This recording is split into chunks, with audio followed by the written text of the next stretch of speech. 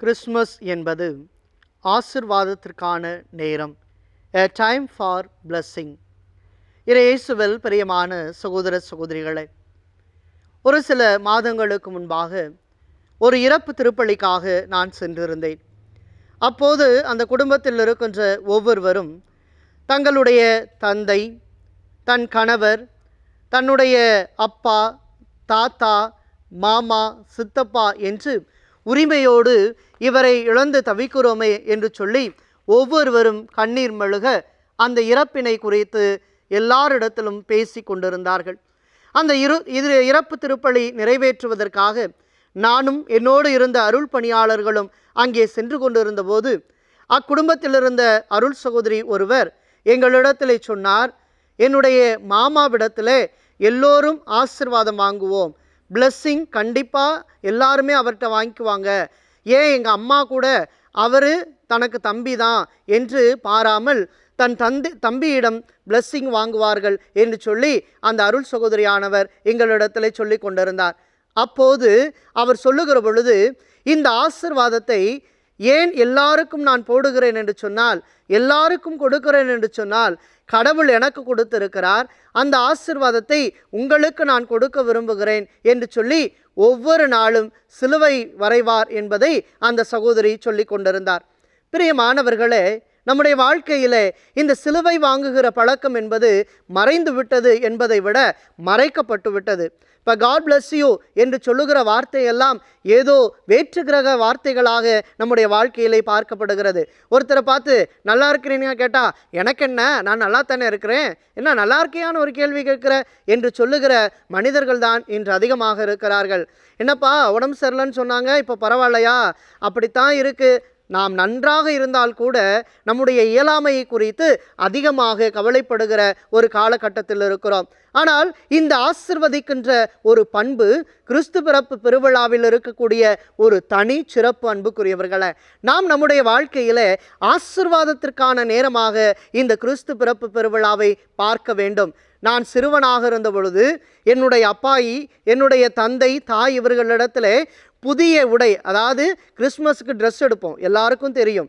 அந்த Christmas dress கொடுக்கும் போதே என்ன செய்வாங்கன்னா, நாங்கள் முழங்கால் போட்டு அவங்கள்ட்ட சிலுவை வாங்கிட்டு தான் என்ன செய்வோம், அந்த கிறிஸ்மஸ் ட்ரெஸ்ஸையே நாங்கள் உடுத்த ஆரம்பிப்போம். அந்த அளவிற்கு ஒரு ஆன்மீக சிந்தனை எல்லா குடும்பங்களிலும் இருந்தன.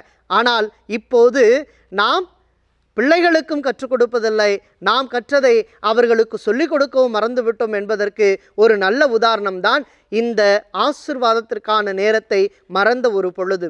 ஆனால் இந்த கிறிஸ்து பிறப்பு பெருவிழா மீண்டுமாக நமக்கு சுட்டி காட்டுகிறது, நாம் மற்றவருக்கு ஆசீர்வாதம் கொடுக்க வேண்டும் என்பதை. இதை இயேசுவினுடைய வாழ்க்கையிலே நாம் பார்க்கிறோம். இயேசு குழந்தையாக பிறந்ததே ஒரு ஆசீர்வாதம் தான். நீங்கள் விவிலியத்தில் இருக்கக்கூடிய எல்லா மனிதர்களையும் எடுத்து பார்த்தீர்கள் என்று சொன்னால், குறிப்பாக ஆபிரகாம், தொடக்க நூல் 12:1 பார்க்கிறோம், நீயே ஆசியாய் விளங்குவாய். அதாவது ஆண்டவர் ஒவ்வொருவரையும் ஆசீர்வாதமாக இந்த உலகிலே கொடுத்திருக்கிறார். நாம் மற்றவருக்கு கொடுக்க நம்முடைய கை மட்டுமல்ல மனதும் இருக்க வேண்டும் என்பதை புரிந்து கொள்வோம்.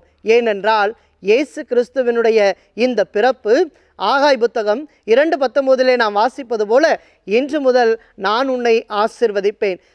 அத்தகைய ஆசிர்வாதத்தை தான் குழந்தை இயேசுவாக, பாலன் இயேசுவாக நம்முடைய குடும்பத்திலும் நம் வாழுகிற சமுதாயத்திலும் ஆண்டவர் கொடுக்கிறார்.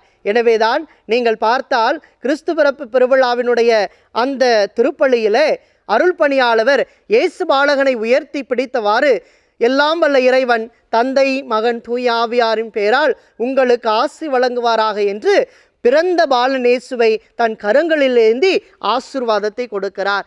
அந்த ஆசீரை பெற்றுக்கொள்ளுகிற நேரம் மட்டுமல்ல, அதை மற்றவர்களோடு பகிர்ந்து கொள்ளுகிற நேரமும் தான் இந்த கிறிஸ்து பிறப்பு பெருவிழா.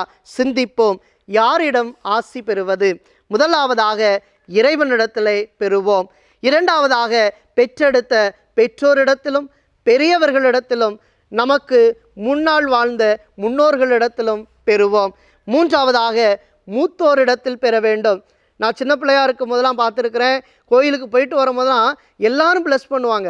இன்றைக்கி கையை வச்சா எதுக்கு இப்போ கையை வைக்கிறீங்க என்று தட்டி விடுகிற குழந்தைகள் இருக்கிறார்கள். எனவே மூத்தோரிடத்தில் பெரியவரிடத்திலே ஆசி பெற வேண்டும்.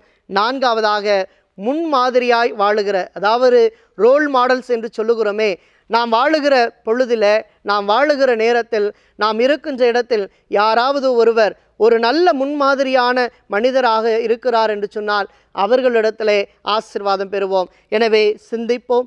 கிறிஸ்து பிறப்பு பெருவிழா தயாரிப்பின் காலத்தில் ஆசீர்வாதத்திற்கான நேரமாக நம்முடைய வாழ்வை மாற்ற நீண்ட நெடிய பொறுமையான தயாரிப்புகளை மேற்கொள்வோம்.